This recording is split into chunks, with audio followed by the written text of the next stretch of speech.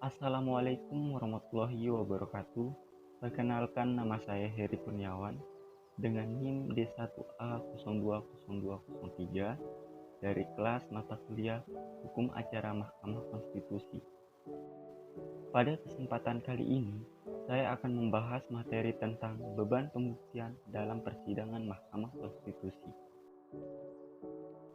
Beban pembuktian dalam memutuskan perkara di Mahkamah Konstitusi, hakim harus berdasarkan pada sekurang-kurangnya dua alat bukti.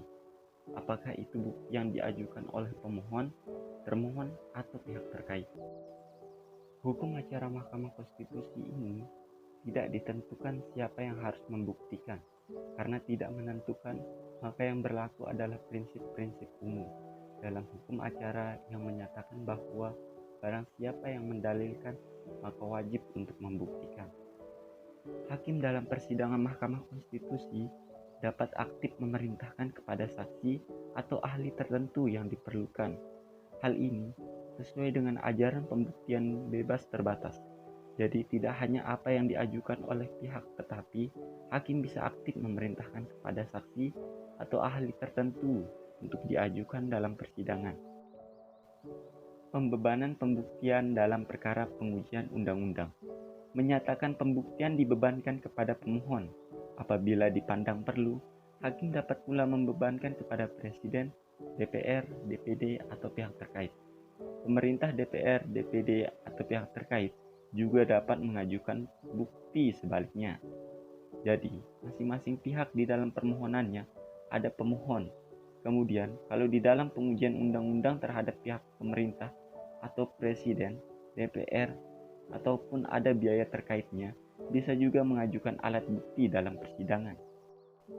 Kemudian, ada pembebanan pembuktian dalam sengketa kewenangan konstitusional lembaga negara atau SKLN. Ini juga sama.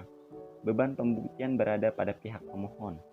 Apabila ada alasan yang cukup kuat, agen dapat membebankan pembuktiannya kepada termohon dan juga dapat meminta pihak terkait untuk memberikan keterangan atau mengajukan alat bukti lainnya.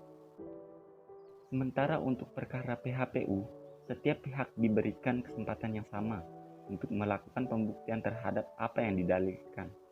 Mahkamah Konstitusi juga dapat memanggil KPU provinsi, kabupaten, atau kota untuk hadir dan memberikan keterangan dalam persidangan terkait dengan perencanaan hasil pemilihan umum yang diajukan di Mahkamah Konstitusi. Dan yang terakhir, untuk perkara investment, dibebankan pembuktian itu kepada DPR sebagai pihak yang mengajukan pendapat.